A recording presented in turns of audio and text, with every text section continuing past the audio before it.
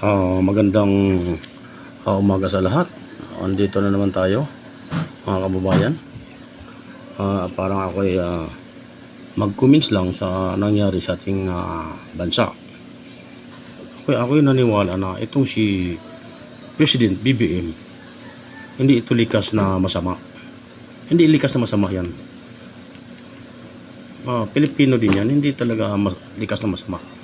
Dahil sa ang nagpapasama sa kanya, yun lang yung mga taong nasa paligid sa kanya, lalo na yung kamag-anakan nila. Yun ang nagpapasama sa kanya.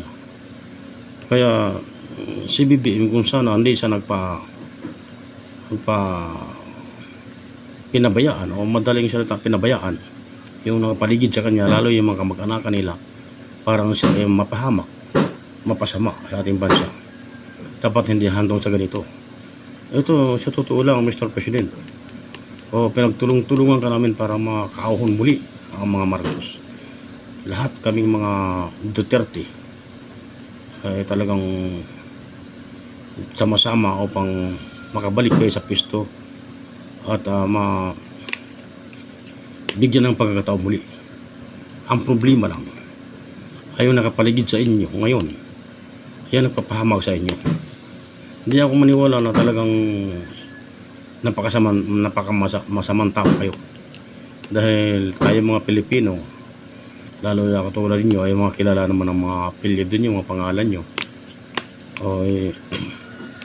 Itong si President BBM ay walang mga nakitang kaso, walang mga nakitang mga pinahirapan o pinapahamak sa ating bansa. Ang problema lamang, ngayon na lang yan, medyo yung mga kakampi niya sa politika,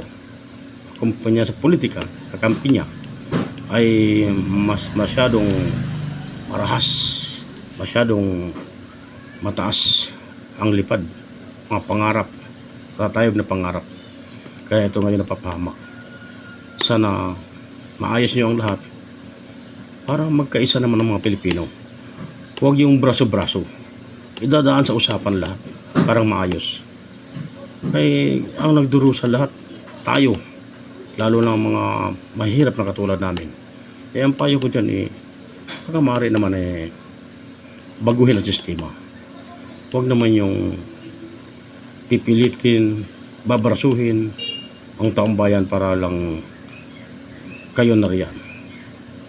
Kasi hindi ako naniwala talaga na likas na masasama ang mga Marcos. May mga puso din yan.